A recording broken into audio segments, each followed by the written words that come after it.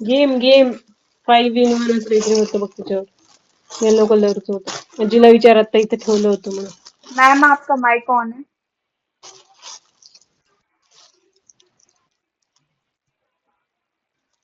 Sorry ma'am ठीक है, it's okay. ठीक है, किसी का कोई प्रश्न नहीं है?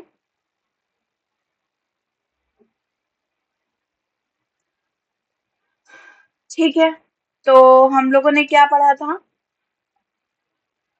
इंटरनेट, इंट्रानेट, ईमेल, श्रव्य दृश्य, कॉन्फ्रेंसिंग आदि। ठीक है, इसके बाद हम लोगों ने बेसिक जो इंटरनेट से रिलेटेड चीजें थी वो भी हमने देखी थी। टाइप्स ऑफ कंप्यूटर भी हम लोगों ने देख लिए थे। और इसके अलावा डोमेन नेम क्या होता है, आईपी एड्रेस क्या होता है, ये सारी चीजें भी हमने देख ली थी। फुल फॉर्म्स भी देख लिए थे, एक्सटेंशंस के क्या क्या फुल फॉर्म्स होते हैं, HTTP, HTML, ये सब भी देख लिया था। ईमेल्स का हमने ईमेल और ईमेल प्रोटोकॉल भी शायद देख लिया था। ठीक है, यहाँ तक हमने देख करके इसके टाइप्स ऑफ ईमेल पढ़ करके और इसका प्रश्न भी शायद हमने कर लिया था ना ये प्रश्न। हम्म, ठीक है, चलिए अब आते हैं हम ईमेल पे। ठीक है, आज मैं थोड़ा सा डिसअपॉइंटेड हूँ कि मतलब शुभम सर भी पढ़ा रहे थे तो भी कक्षा में कोई नहीं बोल रहा था। अब मैं भी कुछ पूछती हूँ तो आप लोग रिप्लाई नहीं करते हैं। तो ऐसा नहीं होता है ना। टीचर्स यदि कुछ पूछ रहे हैं तो उसका कोई रिप्लाई, वो इंट्रोडक्शन आपका पूछ रहे थे, किसी ने भी, एक ने भी इंट्रोडक्शन नहीं दिया। वहां पे कितना बुरा फेस लगता है कि मतलब यदि कोई टीचर बोल रहा है और आप लोग बिल्कुल सिर्फ सुन रहे हैं। ऐसा नहीं होना चाहिए, रिस्पेक्ट करनी चाहिए। ठीक है, माना हम लोग सेम एज हैं, लेकिन फिर भी एक थोड़ी सी होनी चाहिए मैच्योरिटी आप लोगों के अंदर। इवन बड़े लोग रिस्पॉन्स कर देते हैं, निमेश सर है, सुप्रिया मैम है, वो लोग रिस्पॉन्स कर देते हैं, बट छोटे बच्चे रिस्पॉन्स ही नहीं करते हैं। ये बहुत गलत बात है।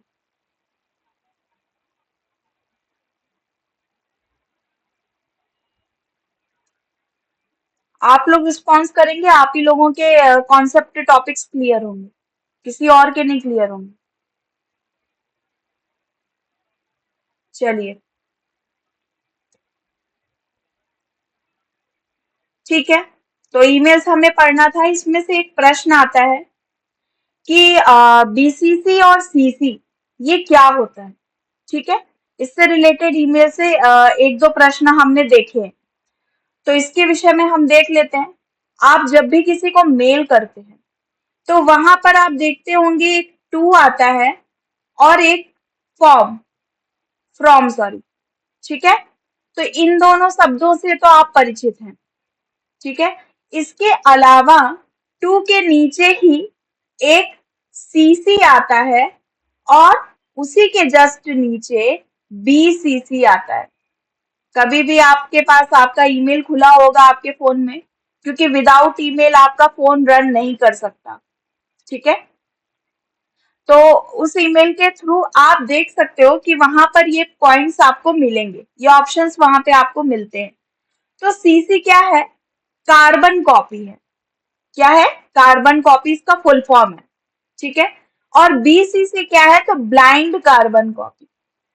ठीक है, तो अभी इसका एक्सप्लेनेशन पढ़ेंगे, लेकिन बस इतना जान लीजिए, इसका यदि फुल फॉर्म पूछता है तो इसको आपको ध्यान रखना है। बीसीसी का क्या है? Blind carbon copy. सीसी का है कार्बन कॉपी। ठीक है, तो अब चलिए हम पहले देख लेते हैं सीसी क्या है। What is CC? तो सीसी जो है, कार्बन कॉपी, अगर आप एक विशेष व्यक्ति हैं और किसी को ईमेल भेजना है, ठीक है, और आप चाहते हैं कि बाकी 3 लोगों को भी पता रहे कि क्या ईमेल भेजा है, तो आप बाकी 3 लोगों का ईमेल एड्रेस सीसी फील्ड में डाल सकते हैं। ठीक है, सीसी करने से चारों को पता चल जाएगा कि ईमेल किस किस को गया है और उन सबके ईमेल एड्रेस एक दूसरे को दिख जाएंगे। ठीक है, ये देखिए, जब हम कहीं जॉब वगैरह करते हैं या कुछ भी, तो हमें कोई मेल करना होता है तो हमारे बॉस को भी जानना होता है कि तुमने कस्टमर से क्या बात करी, ठीक है। तो वहां पे जो बॉस का ईमेल आईडी है वो हम सीसी में डालते हैं, ताकि उन्हें भी पता चले कि हम किसको मेल कर रहे हैं और क्या मेल कर रहे हैं। और हो सकता है बॉस के साथ साथ हमें एचआर को भी बताना हो कि हमने क्या ईमेल किया है, तो हम एचआर का भी ईमेल एड्रेस किस में डाल देंगे, सीसी में।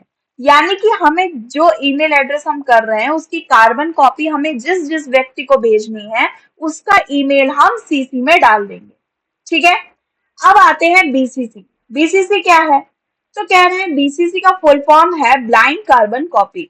अगर आप ईमेल भेजने के लिए बीसीसी का इस्तेमाल करते हैं तो बीसीसी दोनों यानी कि टू और सीसी से गुप्त रहेगा। कहने का तात्पर्य यह है कि बीसीसी में आप जिसका भी ईमेल डालोगे वो टू और सीसी ये दोनों लोग नहीं देख पाएंगे, ठीक है। लेकिन जो ये बीसीसी है ये इन दोनों को देख सकता है, परंतु ये जो टू वाला है और सीसी वाला है ये इन दोनों ये बीसीसी का ईमेल नहीं देख सकता है। कॉन्सेप्ट क्लियर हुआ? एक मतलब सिंपली बताती हूँ कि जिसका भी, जैसे मान लीजिए मुझे यहाँ पर मेल करना है राधा को, ठीक है। तो मैंने यहाँ पे टू में मेल डाल दिया राधा का, सीसी में मैंने डाल दिया आंचल का, श्रुतिका का, ठीक है।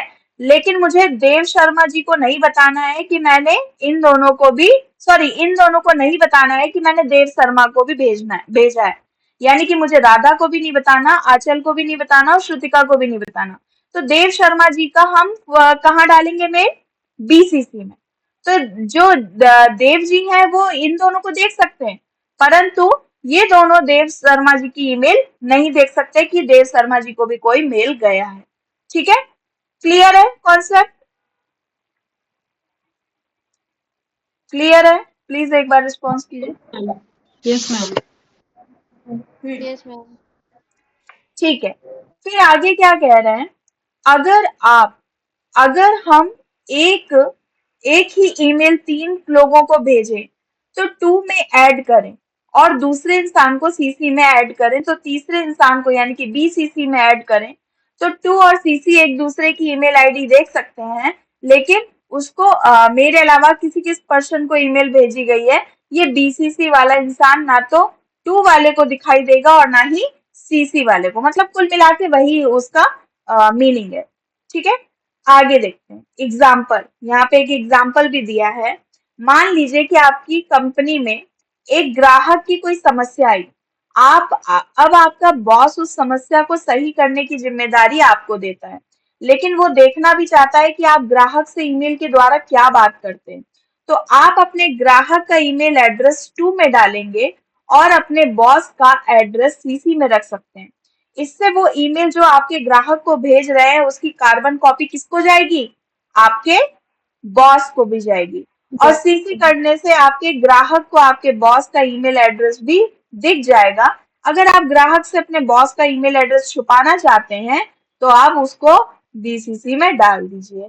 यानी कि देखिए आपने जिसको टू वाले को भेजा, जो कस्टमर है आपका, लेकिन आप नहीं बताना चाहते कस्टमर को कि आपने ये अपने बॉस को भी मेल भेजी है, तो आप उसको किस में डालोगे? ब्लाइंड कार्बन कॉपी में। लेकिन अगर आप कस्टमर को ये दिखाना चाहते हो कि हमने ये बॉस को भी भेजी है, तो आप उसका ईमेल किस में डालोगे? कार्बन कॉपी में। क्लियर है अभी सभी को? हाँ जी मैम। हाँ मैम।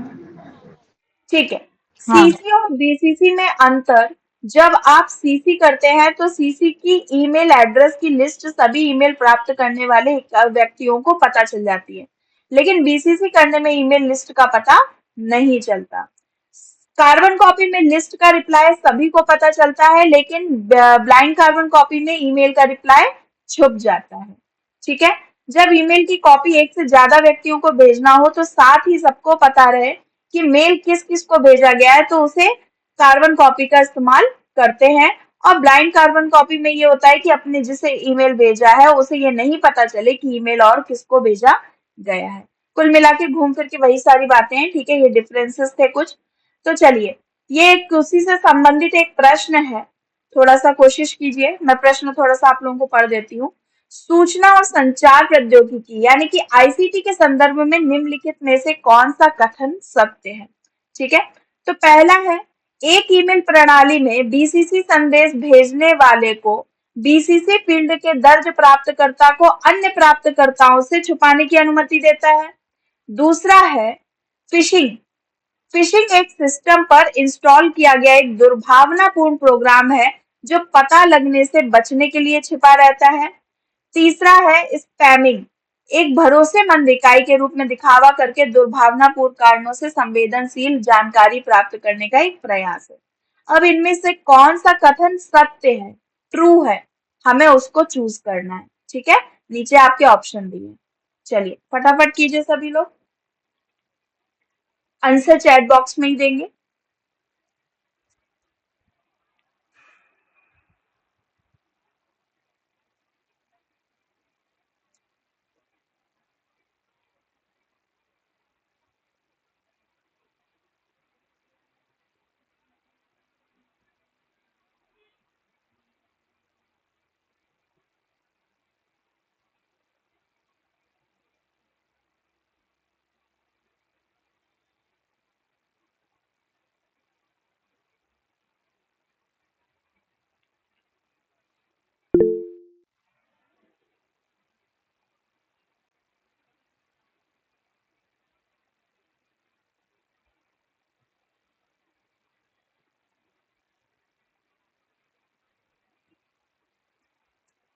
सभी लोग दीजिए।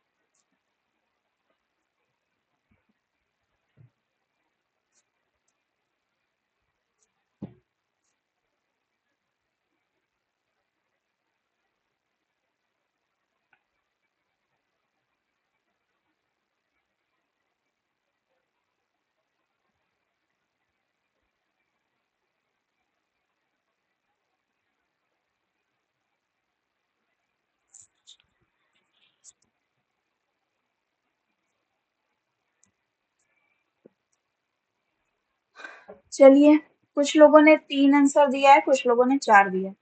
ठीक है, आंसर देख लेते हैं। आंसर इसका 3 है। ठीक है, अब ये बी और देखिए, अभी ये हमने पढ़ा ही कि बीसीसी के अंतर्गत जिसका भी ईमेल होगा वो बाकी प्राप्तकर्ताओं से बचा रहेगा। ठीक है, जैसा कि मैंने आप लोगों को बताया था कि ऊपर होता है टू, नीचे होता है सीसी यानी कि कार्बन कॉपी, पर जिस ईमेल को हमें सबसे छुपाना है उसकी हम ईमेल किस में डालते हैं, ब्लाइंड कार्बन कॉपी में यानी कि बीसीसी में। ठीक है, तो इट्स ट्रू, ये पहला वाला आपका ट्रू हो जाएगा। दूसरा देखिए, लिखा है phishing is the malicious program installed on a system that stays concealed avoiding detection. ये फिशिंग जो है ना, ये कोई ऐप या कोई सॉफ्टवेयर नहीं है जिसे हम डाउनलोड करेंगे। ये एक प्रकार का मतलब आपको भ्रमित करने वाला ईमेल या मैसेज होता है जिसको फिशिंग बोलते हैं। जैसे नहीं, आपकी लॉटरी लग गई है, आप आइए, और ये वो ऐसे वाले मैसेजेस जो आते हैं ये फिशिंग मैसेजेस होते हैं। ठीक है, स्पैमिंग आपको पता ही है कि एक भरोसेमंद इकाई के रूप में दिखावा करके दुर्भावनापूर्ण कारणों से संवेदनशील जानकारी प्राप्त करने का तरीका। स्पैमिंग आपको देखो, कभी कभी आपको मैसेज जैसे फ्रॉड नंबर्स होते हैं तो आपको स्पैम लिख के आता है उसमें, और यदि आपने ट्रू कॉलर डाउनलोड कर रखा है तो कभी कभी कॉल में भी स्पैम लिख के आता है। ठीक है, तो ये ऐसा होता है। तो यहाँ पे आपका तीसरा पॉइंट सही हो जाएगा। चलिए, अब थोड़ा सा सोशल नेटवर्किंग देख लेते हैं। तो सोशल नेटवर्किंग वेबसाइट में अपने परिवार और दोस्तों के साथ ऑनलाइन जुड़ने और साझा करने का एक और तरीका है। इस ईमेल पर केवल कुछ लोगों के साथ साझा करने के बजाय सोशल नेटवर्क एक ही समय में कई लोगों के साथ जुड़ने और साझा करने का आसान बनाता है। फेसबुक दुनिया की सबसे बड़ी सोशल नेटवर्किंग साइट है, जिसमें दुनिया भर में 1 बिलियन से अधिक उपयोग करता है। ठीक है, अब देखिए, ईमेल्स अगर आप पर्टिकुलर ज्यादा से ज्यादा भेजेंगे तो कितने, 10 लोगों को, 15 लोगों को, इससे ज्यादा तो नहीं भेज पाएंगे। लेकिन अगर आप वही उसका एक स्टेटस बना करके फेसबुक पे डाल देते हैं, तो वो कितनी जल्दी आपसे जुड़े हुए, आपसे आपके फ्रेंड, आपके फॉलोइंग फ्रेंड जो भी हैं, उन तक वो मैसेज पहुंच जाता है। ठीक है, तो आप फेसबुक जो यानी कि सोशल नेटवर्किंग जो है, वो एक बड़ी मात्रा में आपसे लोगों को कनेक्ट करता है। ठीक है, आगे आते हैं चैट्स एंड इंस्टेंट मैसेजिंग। ये क्या है? तो चैट्स और इंस्टेंट मैसेजिंग वास्तविक समय में भेजे और पढ़े जाने वाले छोटे संदेश हैं। ठीक है, जिससे आप ईमेल से ज्यादा जल्दी और आसानी से बातचीत कर सकते हैं। अब देखिए, अब ईमेल आपने किसी को किया, ठीक है, अब बहुत सारे लोग होते हैं जो ईमेल चेक ही नहीं करते, है ना, डेली उनके रूटीन में नहीं होता कि वो ईमेल चेक करें। तो उसमें आपका रिप्लाई क्या हो जाता है, रिस्पॉन्स क्या हो जाता है, धीरा हो जाता है। तो उसकी जगह आप क्या करते हैं, इंस्टेंट मैसेजिंग के लिए प्रयोग करते हैं। तो क्या प्रयोग करते हैं, यहाँ पे आपके व्हाट्सएप आ जाते हैं, है ना, व्हाट्सएप हो गया, या डायरेक्ट मैसेजेस हो गए, है ना, ये आपके इंस्टेंट मैसेजिंग के अंतर्गत और इंस्टेंट चैट्स के अंतर्गत आता है। ठीक है, अब आगे कह रहे हैं, जब दोनों या सभी लोग ऑनलाइन होते हैं, इसलिए आपके संदेश को तुरंत पढ़ा जा सकता है। तुलना करके ईमेल तब तक नहीं देखे जाएंगे जब तक प्राप्तकर्ता उनके इनबॉक्स का जांच नहीं करता। ठीक है, तो आपके व्हाट्सएप इत्यादि जो है वो इंस्टेंट मैसेजिंग में आएंगे। आगे देखिए, इंस्टेंट मैसेजिंग एप्लीकेशन के उदाहरण में याहू मैसेंजर, गूगल हैंगआउट शामिल है। ठीक है, इसके एग्जांपल्स आपके ऐसे पूछेंगे जाएंगे, याहू मैसेंजर क्या है, सोशल नेटवर्किंग है, इंस्टेंट मैसेजिंग है, ऐसे करके प्रश्न इसके बनते हैं। ठीक है, कुछ साइट जैसे ईमेल और फेसबुक, यहाँ तक कि आप अपने वेब ब्राउजर से भी चैट कर सकते हैं। ठीक है, मतलब आपका वेब ब्राउजर जो है वो भी एक चैटिंग आपके लिए उपलब्ध कराता है। अब देखिए ऑनलाइन मीडिया। ऑनलाइन मीडिया क्या है? तो कई साइटें हैं जो आपको वीडियो देखने और संगीत सुनने की अनुमति देती हैं। उदाहरण एग्जाम्पल्स के लिए आप YouTube पर लाखों वीडियो देख सकते हैं। पेंडोरा, ठीक है, पेंडोरा पर इंटरनेट रेडियो सुन सकते हैं। नेटफ्लिक्स, हुलू और जैसी अन्य सेवाएं आपको फिल्में और टीवी शो देखने के लिए अनुमति देती हैं।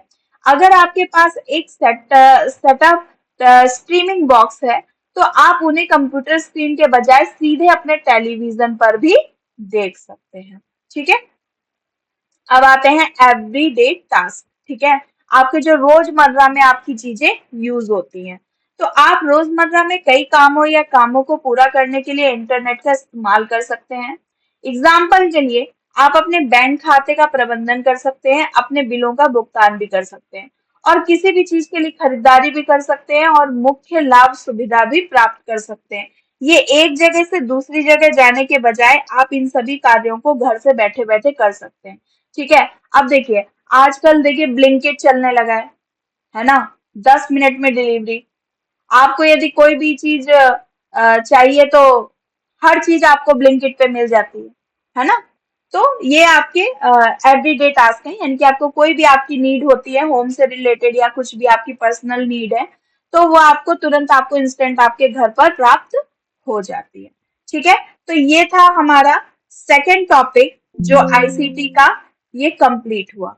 ठीक है, अभी हम चलेंगे थर्ड टॉपिक पे। हमारा थर्ड टॉपिक क्या था, एक बार देख लेते हैं। वो क्लियर है, क्लियर हुआ कि नहीं सभी को? सेकेंड टॉपिक क्लियर हुआ?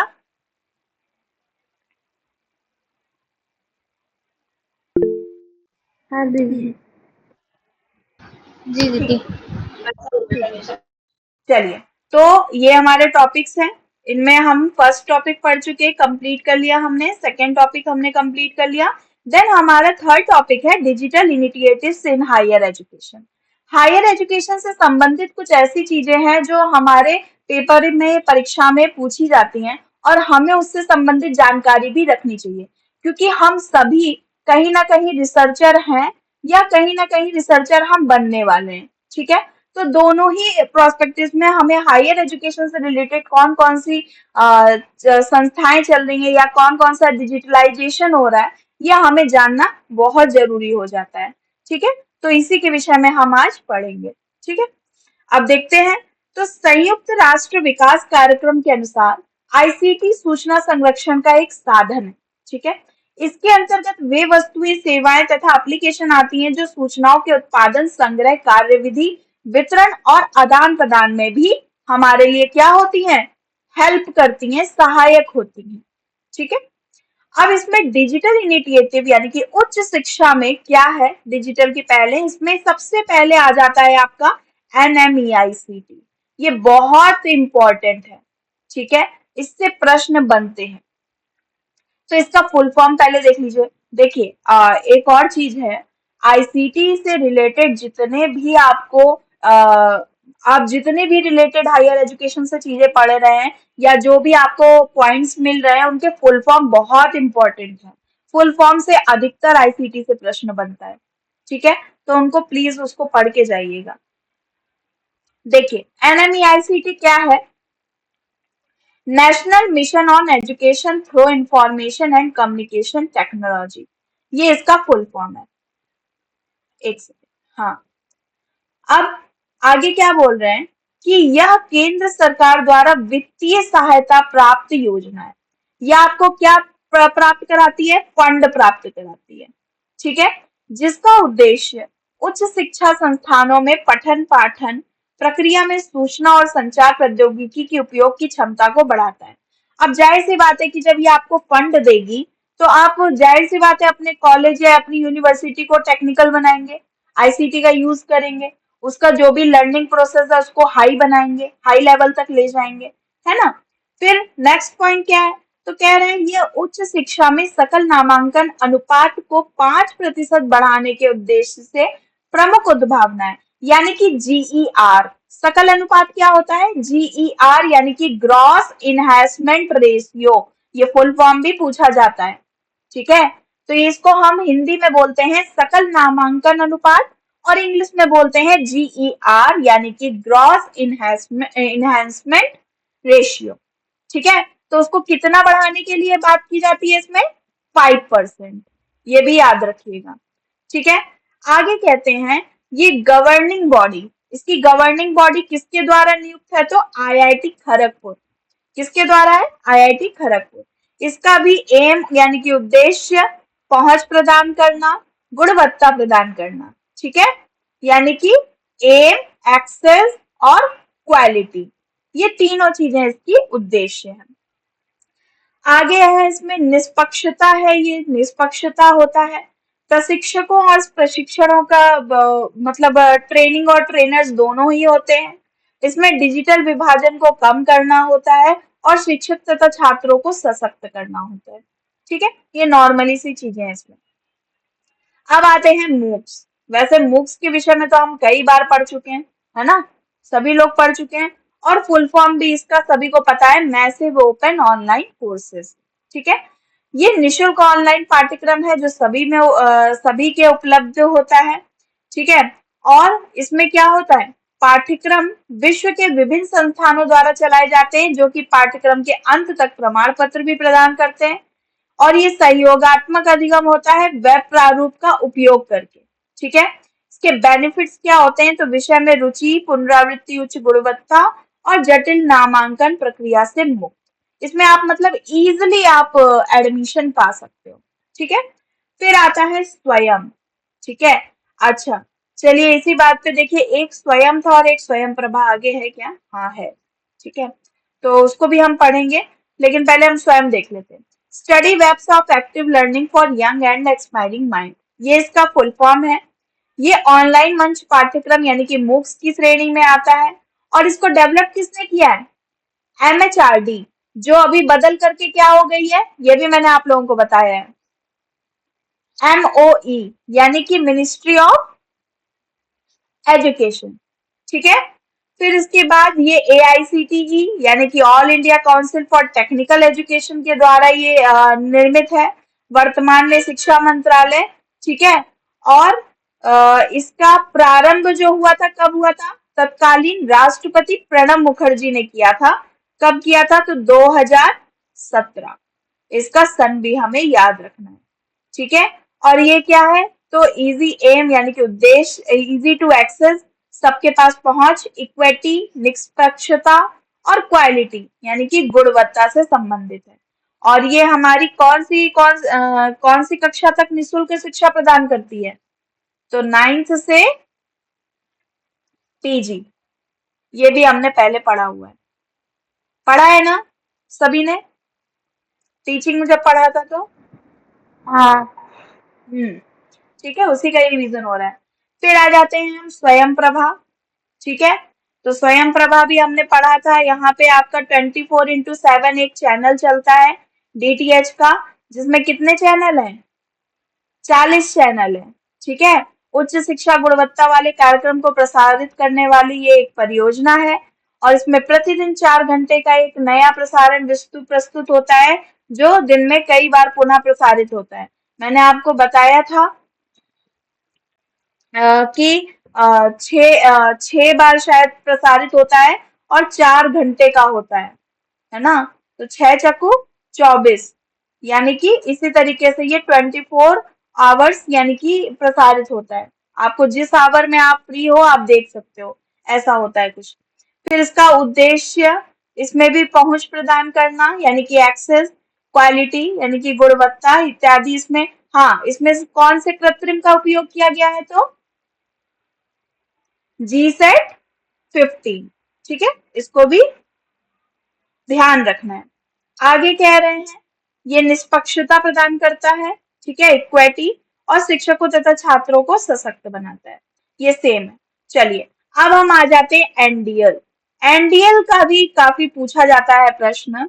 तो इसका फुल फॉर्म क्या है? तो नेशनल डिजिटल लाइब्रेरी, ठीक है। अब ये किससे? मिनिस्ट्री ऑफ एजुकेशन के अंदर आती है, जो NMEICT के अंतर्गत आता है। अभी हमने ये चीज पढ़ी थी, इसकी फुल फॉर्म कोई बताएगा? बताइए जल्दी फटाक से। NMEICT की अभी मैंने फुल फॉर्म पढ़ाई थी।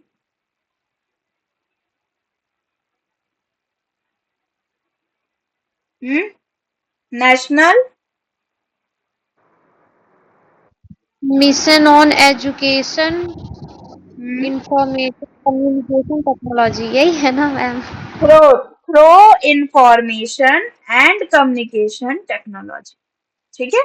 चलिए बहुत बढ़िया, आगे चलते हैं। तो इसके अंतर्गत क्या है? तो ये एक डिजिटल पुस्तकालय है यानी कि डिजिटल लाइब्रेरी है, ठीक है। ये वस्तुतः एक ऐप है जो कि पाठ्यक्रम सामग्री जैसे पुस्तक, निबंध, व्याख्यान, उपन्यास प्रदान करता है।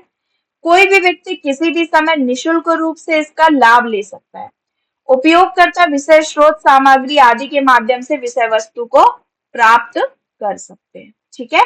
तो ये एक तरीके से आपकी डिजिटल लाइब्रेरी है जहां पे आप अपने डॉक्यूमेंट्स को सेव रख सकते हैं, ठीक है।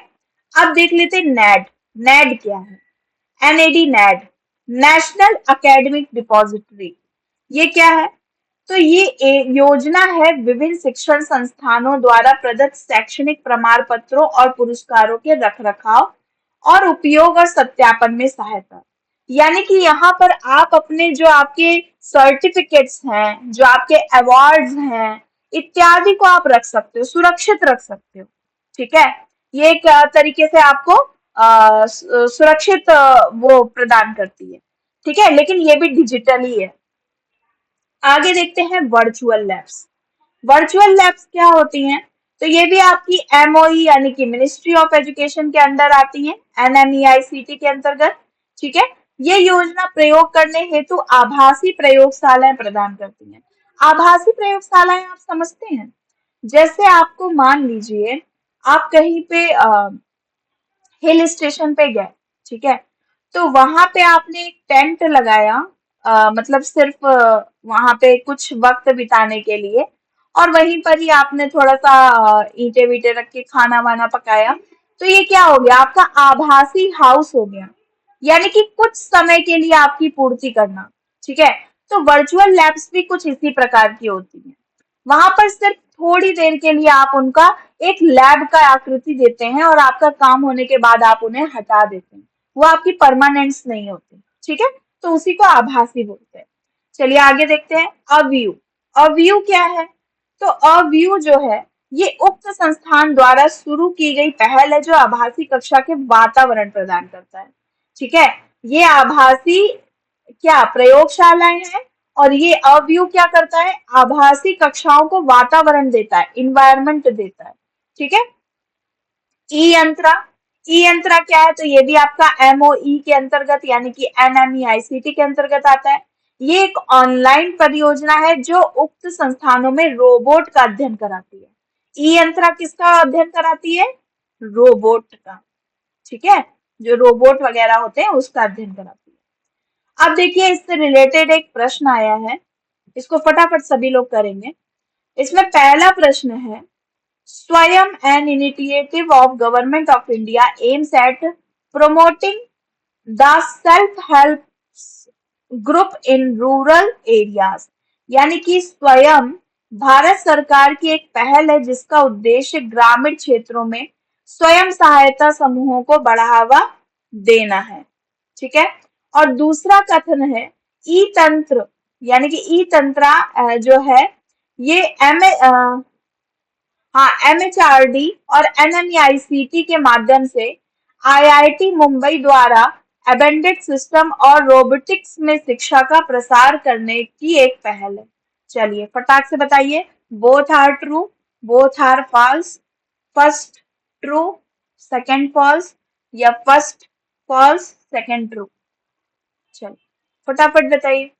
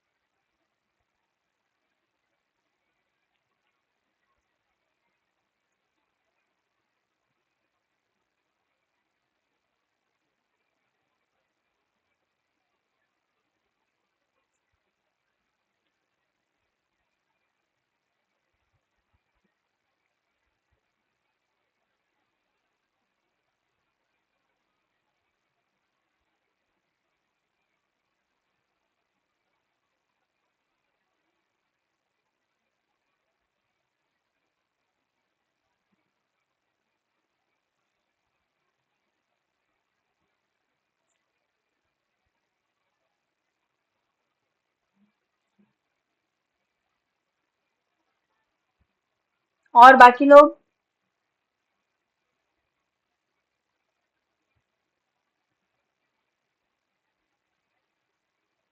अच्छा मेरा एक प्रश्न है, जो लोग फर्स्ट ऑप्शन दे रहे हैं, ई तंत्रा था कि ई यंत्रा था? हम्म, बताइए। सॉरी, ई यंत्र यंत्र यंत्र हम्म, जाहिर सी बात है ई यंत्रा, तो ये तो आपका सही हो ही नहीं सकता सेकंड वाला। ठीक है। और दूसरी बात, जो आपकी स्वयं है, स्वयं ये आपको क्लास 9 टू पीजी आपको निशुल्क शिक्षा प्रदान करती है। ये रूरल एरिया को ही प्रदान करेगी, ऐसा तो कहीं पर वहां पर वो नहीं था ना, मार्क नहीं था। तो नहीं, दोनों पर रूरल एरिया, हाँ सॉरी सॉरी। तो दोनों ही गलत है ना? ठीक है। हाँ चलिए, और यहाँ पे सबसे बड़ी बात तो ये लिखी थी सेल्फ हेल्प। ठीक है, स्वयं सहायता, ये भी गलत ही है। ठीक है। चलिए, तो ये आंसर था। आप लोग ई तंत्र वाला कैसे भूल गए? मुझे यही लग रहा था, अभी पढ़ा था ये पीछे, देखिए मैं आपको दिखा देती हूँ दोबारा, ये देखिए। इसीलिए मैंने ये प्रश्न यहाँ पे डाला था कि शायद आप लोग ये पढ़ करके गलत ना करें, लेकिन गलत कर दिए। चलिए कोई बात नहीं, इन्हीं को ह्यूमन एरर्स बोलते हैं, यही सब परीक्षाओं में होते हैं। और अगर आपने एक ऑप्शन गलत लगा दिया तो वहां आपका पूरा प्रश्न गलत हो जाता है, तो कृपया उसको थोड़ा सा ध्यान से। चलिए अब आते हैं ई कल। अच्छा फटाक से बताइए, ई यंत्र आपका किसका अध्ययन कराता है? ई यंत्र, ई यंत्र किसका अध्ययन कराता है? रोबोटिक्स। रोबोट का। ठीक है, चलिए अब आते हैं ई कल्प। ई कल्प क्या है? तो ये भी आपका एमओई यानी कि अंडर टू एनएमईआईसीटी के अंतर्गत आता है। एनएमईआईसीटी का फुल फॉर्म याद कर लीजिएगा, ठीक है, बहुत वो है, इंपॉर्टेंट है, थोड़ा सा बड़ा भी है इसलिए नहीं याद होता है। ये योजना डिजाइन के पठन पाठन हेतु आभासी वातावरण प्रदान करती है। ठीक है, ये भी आपकी क्रिएटिंग के लिए देती है। ठीक है, ई कल्पा। ई आचार्य क्या है? तो ये भी आपकी इसी के अंतर्गत आती है और ये क्या करती है? तो सभी योजनाओं यानी कि एनएमईआईसीटी के सभी योजनाओं परियोजनाओं के एनसीईआरटी द्वारा प्रदत्त पाठ्य सामग्री का आधिकारिक कोष है। ठीक है, यानी कि जो भी आपकी परियोजनाएं इत्यादि होती हैं उसका ये क्या करता है? पाठ्य सामग्रियों का एक कोष है जहां पे उसे रखा जाता है। इनफ्लिबनेट क्या है? इनफ्लिबनेट देख लेते हैं।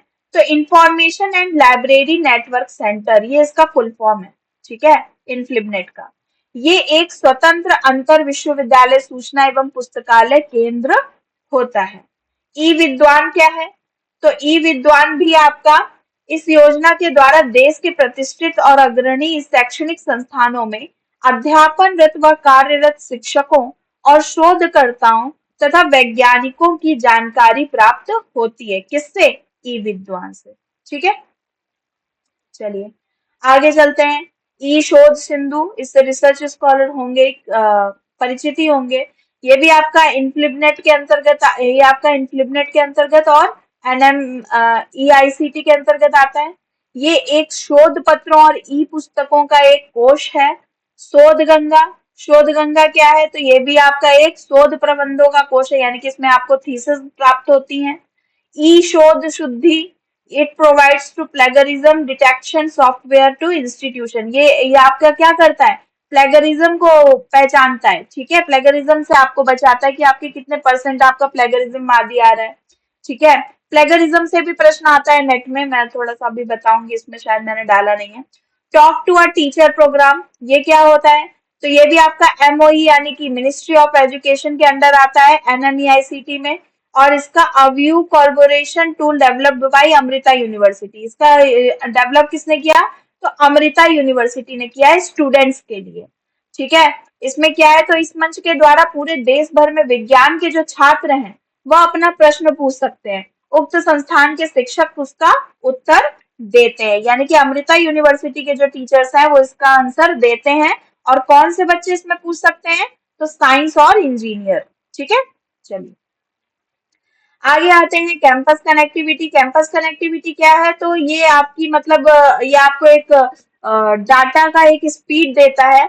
तो विश्वविद्यालय के लिए कितना है? तो 1 Gbps, और महाविद्यालय के लिए कितना है? तो 2152 kbps इंटरनेट की सुविधा प्रदान करता है। ठीक है, फोसी, फोसी क्या है? The fire Libre and open software for education. ये एक शैक्षणिक संस्थानों में निशुल्क सॉफ्टवेयर के लिए उपयोग की सहायता करता है। बादल, बादल क्या है? तो सेंट्रल क्लाउड इंफ्रास्ट्रक्चर, ये आपका योजना अत्यधिक मात्रा में सूचना संरक्षण हेतु बनाया गया है। इसकी सारी कार्य प्रणाली निक या एनकेएन डाटा केंद्र पर डाली जाती है, और आईआईटी दिल्ली ई आचार्य के पाठ्य सामग्री का संरक्षण इसके अंतर्गत करता है। ठीक है, बादल आपको क्लाउड्स आप लोगों के फोन में भी होगा। ठीक है, क्लाउड्स में आपकी चीजें सेव होती हैं। एनकेएन क्या है? तो national knowledge network and connected to digital. ये क्या है? तो इसमें 1000 शिक्षण संस्थानों को सम्मिलित कर एक समूह स्थापित करने की ये योजना है, जिसकी सहायता से छात्रों को उक्त सुविधाएं प्राप्त होती हैं। ठीक है, आगे देखते हैं। ग्रिड गरुड़ क्या है? तो ग्रिड गरुड़ा ये आपका ये भारत का पहला ऐसा समूह है जिसमें शैक्षणिक, वैज्ञानिक तथा शोध समुदाय के लोग सूचनाओं का उत्पादन तथा प्रयोग करते हैं, और ये भी एनकेएन से जुड़ा है, यानी कि नेशनल नॉलेज नेटवर्क। ठीक है, बृहस्पति, बृहस्पति ये पूछा गया है प्रश्न, इंपॉर्टेंट है। बृहस्पति जो है ये आईआईटी कानपुर द्वारा बनाया गया है। उक्त संस्थान द्वारा आभासी कक्षा का निर्माण करता है। ठीक है, इसका ये प्रश्न आया था कि कहाँ निर्मित हुआ है, ये प्रश्न बना था।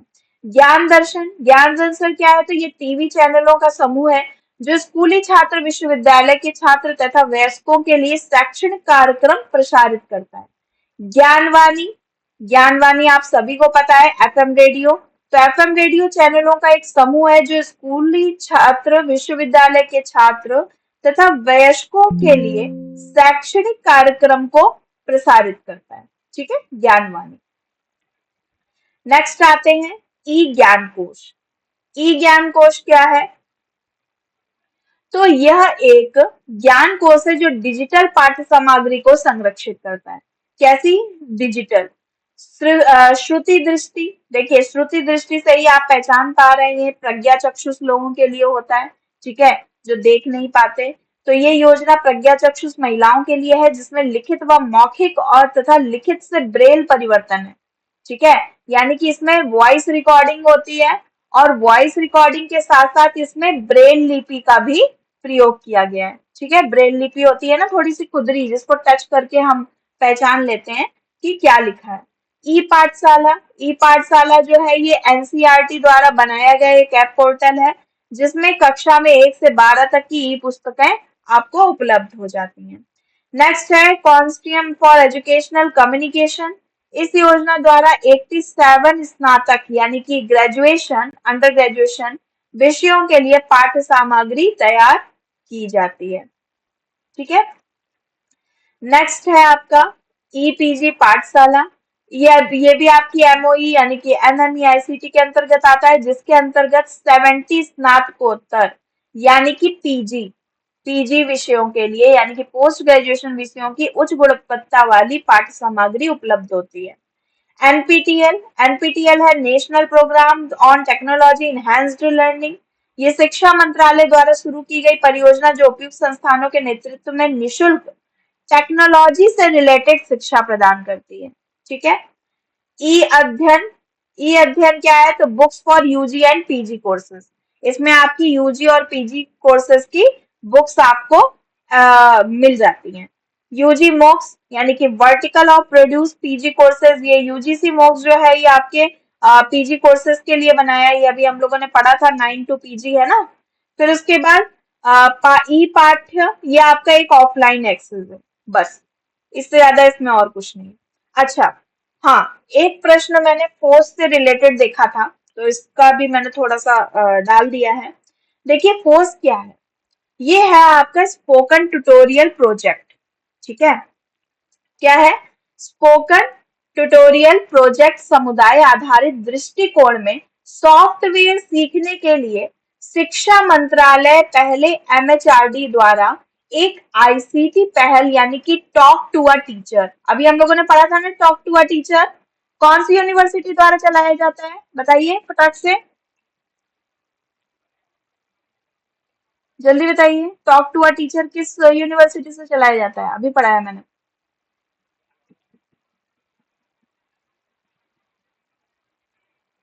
हम्म,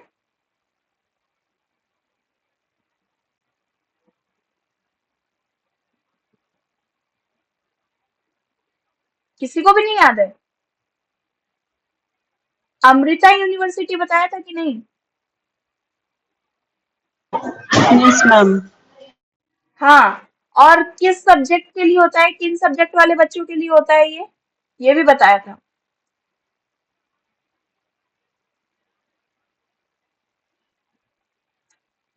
चलिए, साइंस वाले बच्चों के लिए होता है, साइंस और इंजीनियरिंग वाले बच्चों के लिए। चलिए, तो टॉक टू अ टीचर है, यहाँ हम फोर्स यानी कि फ्री और ओपन सोर्सेस सॉफ्टवेयर, ठीक है, देखिए फोर्स का फुल फॉर्म क्या है? Free and open source software. ये इंग्लिश में देख लीजिए अगर हिंदी में ना समझ में आ रहा हो तो। फोर्स का फुल फॉर्म क्या है? Free and open source software पर विभिन्न प्रकार के ट्यूटोरियल पा सकते हैं।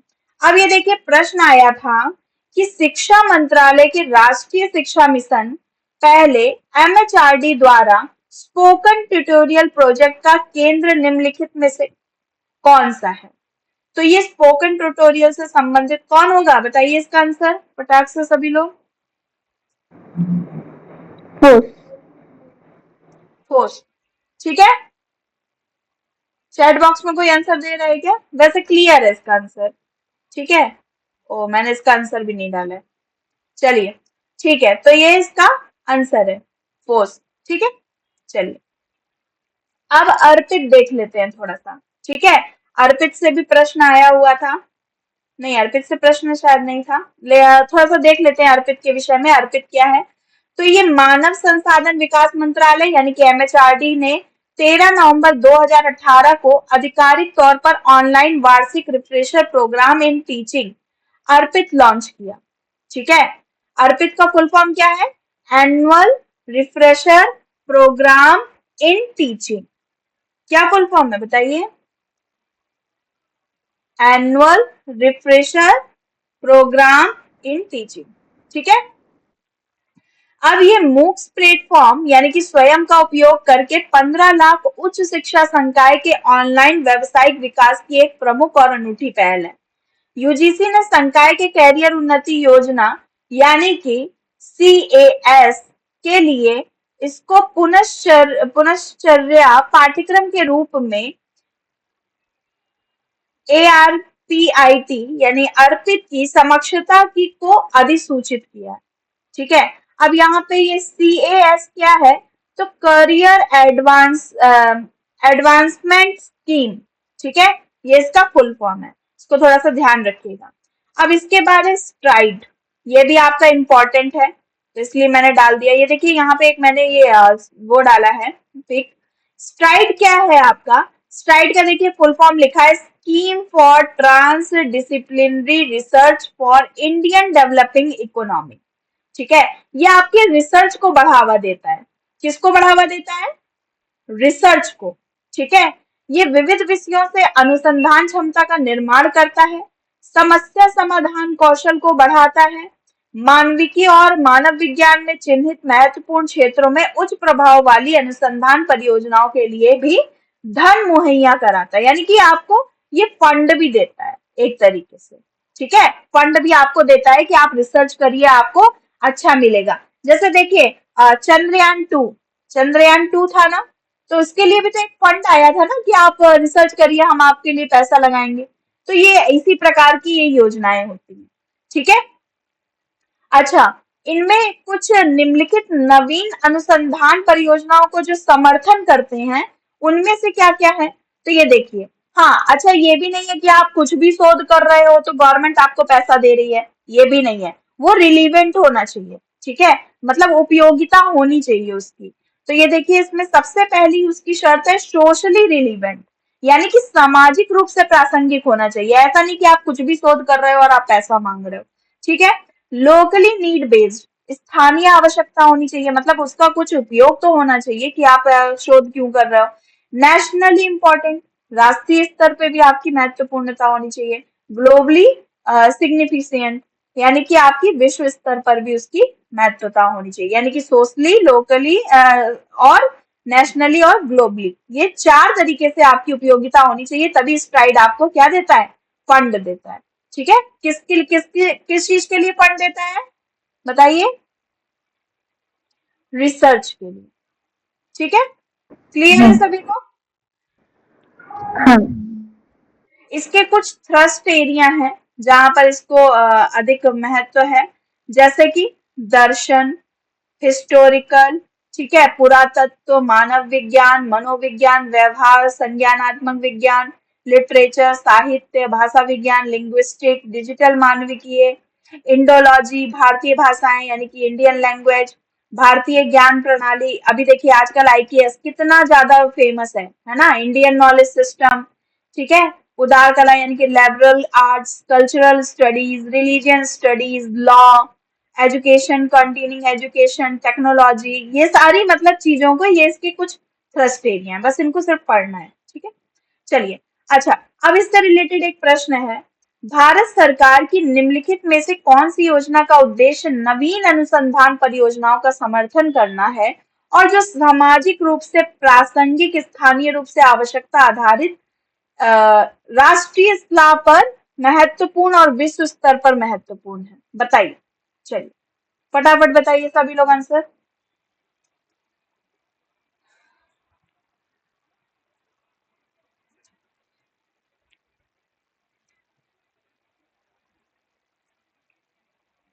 सभी लोग आंसर दीजिए।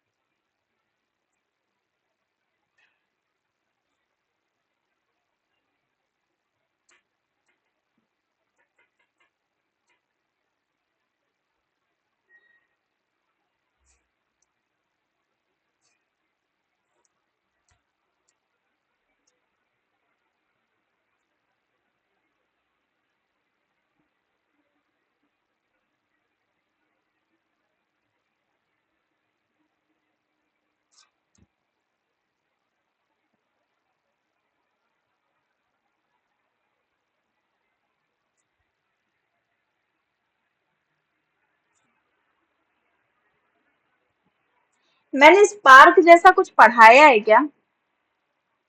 हम्म या स्ट्राइड को ही आप लोगों ने स्पार्क समझ लिया है?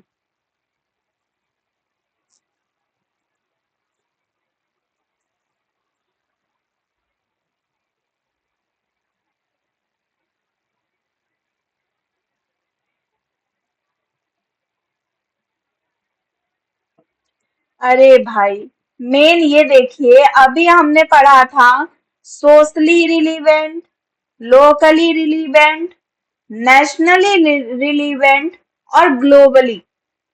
पढ़ा था ये चार पॉइंट्स हमने कहाँ पढ़े थे?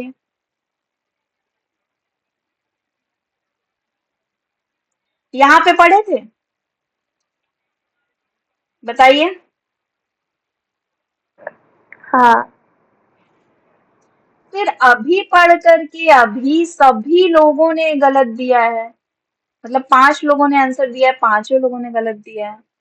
भाई कैसे, मतलब मैं पढ़ा नहीं पा रही हूँ कि मेरी आवाज स्पष्ट नहीं आ रही है या आप लोग समझ नहीं पा रहे हो, क्या दिक्कत आ रही है, मैं नहीं समझ पा रही। मतलब अभी मैंने जस्ट बताया कि STRIDE will support following innovation research project, यानी कि जो आपका सोशली रिलीवेंट भी हो, लोकली भी हो, नेशनली भी हो, ग्लोबली भी हो, उसके बावजूद ये क्वेश्चन गलत।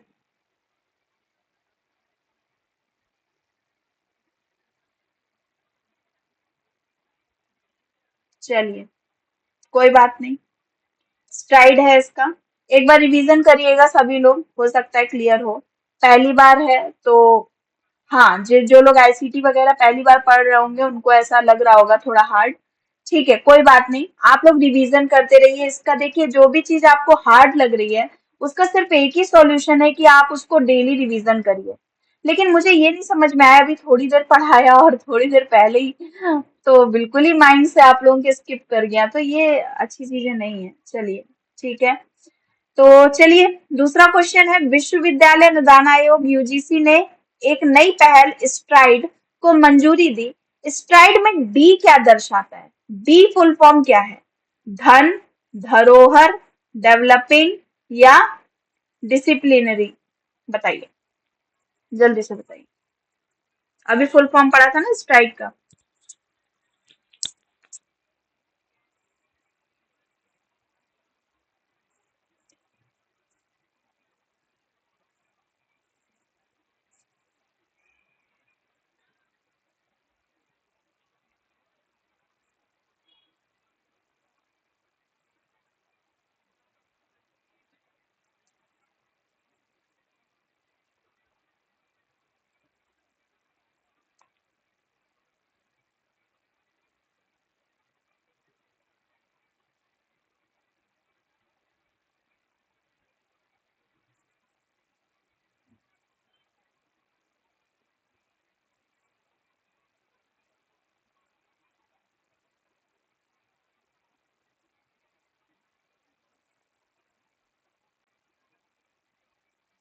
लग रहा है मैंने आज कुछ ज्यादा ही पढ़ा दिया है ना, तभी सबको बॉन्स हो रहा है।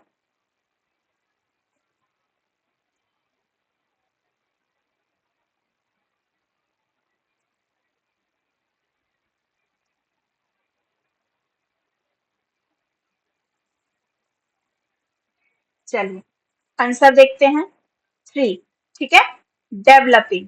अभी हम लोगों ने पढ़ा था स्ट्राइड का फुल फॉर्म था scheme for trans disciplinary research for India's developing economy. ठीक है, ये फुल फॉर्म था। एक बार हम थोड़ा सा देख भी लेते हैं पीछे चल करके। ये देखिए यहाँ पे, देखिए यहाँ पे ये ट्रांस डिसिप्लिनरी एक साथ है, क्योंकि इसके बीच में देखिए डैश लगा है, तो ये डिसिप्लिन ट्रांस डिसिप्लिनरी एक साथ ही है, ये टी का ही फुल फॉर्म है।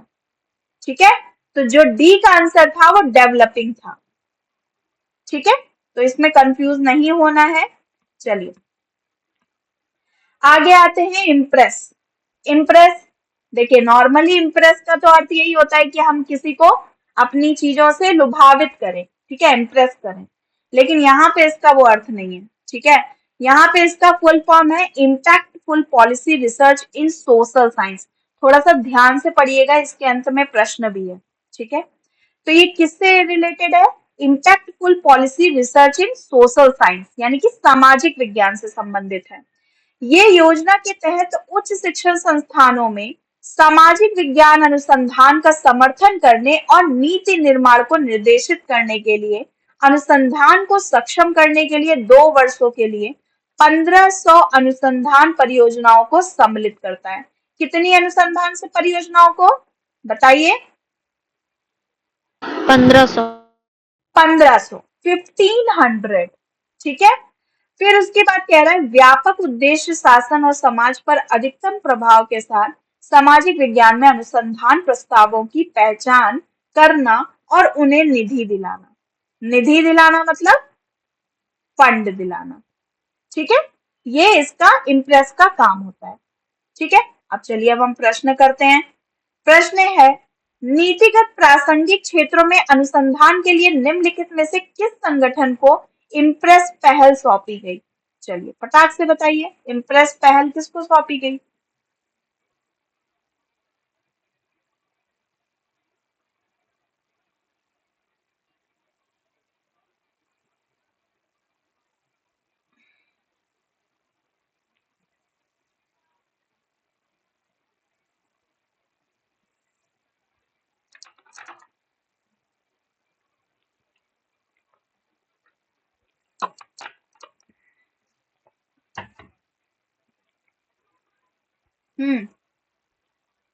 आंसर दीजिए सभी लोग।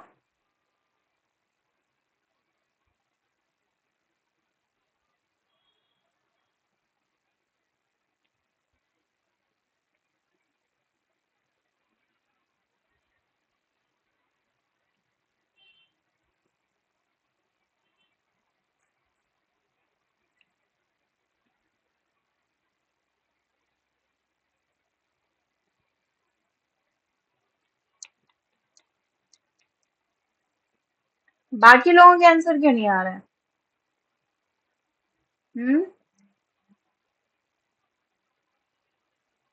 अच्छा, आधे लोग चले गए हैं। चलिए, तो इसका आंसर 2 सभी ने सही दिया है। ठीक है, मैंने आप लोगों को जैसे कि बताया था ये सोशल विज्ञान से संबंधित है, तो Indian council of social sciences यानी कि ICSSR। ठीक है, परंतु ये परीक्षा में जो प्रश्न पूछा गया था उसमें ये फुल फॉर्म्स नहीं लिखे थे, ये बात ध्यान दीजिएगा। ये फुल फॉर्म्स मैंने आपको लिख करके दिए, ये फुल फॉर्म परीक्षा में नहीं लिखे थे, परीक्षा में जो प्रश्न आया था उसमें नहीं लिखे थे। तो आपको ये चीज समझ लेनी है कि IIAS क्या है, तो Indian institute of advance study है। ICPR क्या है, तो Indian council of philosophical research यानी कि ये दर्शन के लिए होती है। और ICHR क्या है, तो ये आपका हिस्टोरिकल के लिए होती है। पर सोशल के लिए आपकी क्या होती है? ICSSR। ठीक है, तो ये फुल फॉर्म मैंने आप लोगों को प्रश्न को इजी बनाने के लिए किया था, क्योंकि मुझे पता था कि आप लोगों को इसका मीनिंग नहीं पता होगा, तो ये थोड़ा सा ध्यान दीजिएगा, वहां पे पेपर में ऐसा नहीं आएगा। ठीक है, चलिए नेक्स्ट, ये लास्ट पॉइंट है, शायद थोड़ा ही सा बचा है। ठीक है, एक सेकेंड, हाँ देख लेते हैं, अकेडमिक ऑफ ब्रांड क्रेडिट। ठीक है, ABC का फुल फॉर्म क्या होता है?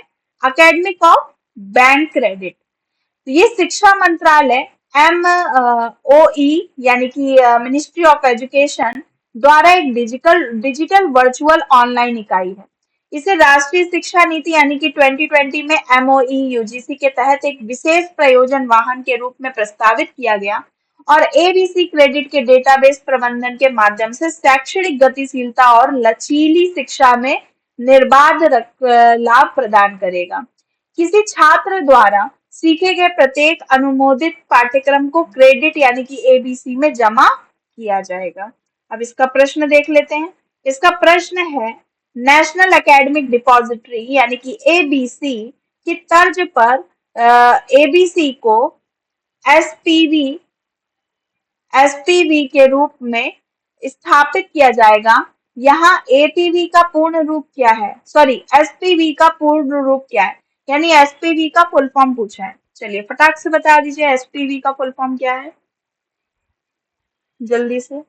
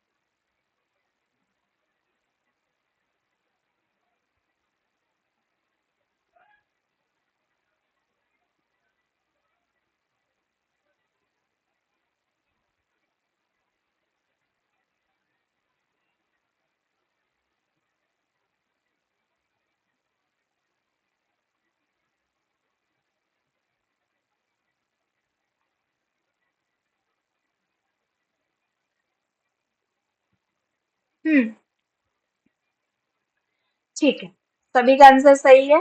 ठीक है, standard purpose special purpose vehicle. ठीक है, ये यहाँ पे लिखा हुआ था special purpose vehicle under to MOE। ये भी ध्यान रखिएगा कि ये किसके अंतर्गत आता है, तो MOE के अंतर्गत। ठीक है, और ABC का भी फुल फॉर्म याद रखिएगा, हो सकता है पूछ दे। ठीक है, तो इस तरीके से ये आपके 3 पॉइंट कंप्लीट हो गए ICT के। अब एक लास्ट पॉइंट बचा है, 4th पॉइंट, जिसको हम लोग नेक्स्ट क्लास में देखेंगे। अब किसी का कोई प्रश्न है तो पूछ लीजिए। किसी का कोई प्रश्न है?